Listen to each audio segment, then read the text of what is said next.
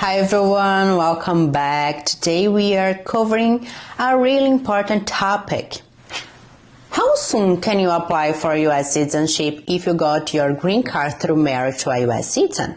Many people think marriage automatically speeds things up or even replaces certain steps like removing conditions, but that's not true, okay? Let's break it down clearly so you know exactly what to expect.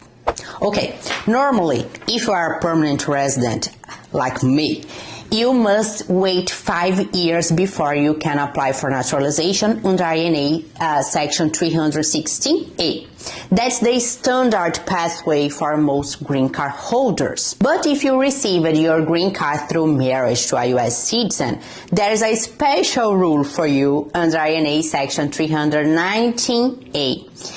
Under this rule, you may be eligible to apply after 3 years instead of 5, as long as you've been married to and living with your U.S. citizen spouse during those 3 years, and your spouse has been a U.S. citizen for the entire period, and you met all the other requirements of naturalization. Pay attention now.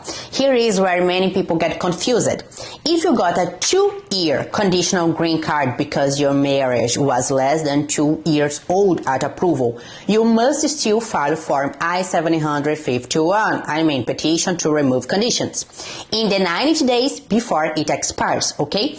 Even if you qualify for naturalization in 3 years, you cannot skip this step. You need to remove conditions first and then apply for naturalization. Think of it this way. Naturalization is the final step, but the 10-year green card is still the foundation, you know. Besides the timeline, you must meet all the regular naturalization requirements, including continuous residence in the United States, 3 years of continuous residence here, physical presence, at least 18 months physically present in the United States, good moral character, no serious criminal issues or violation during the 3 years.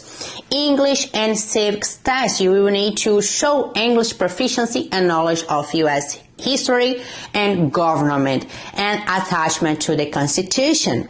You must be willing to take the oath of allegiance. So, what's the smart way to prepare?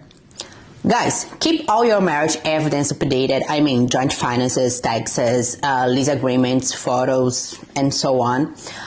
Don't wait until the last minute to file your removal of conditions, okay? And plan ahead for naturalization so that your removal of conditions and your naturalization application don't conflict.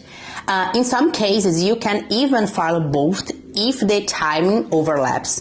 And always remember, the 3-year rule is a benefit, but you still need to meet every single requirement.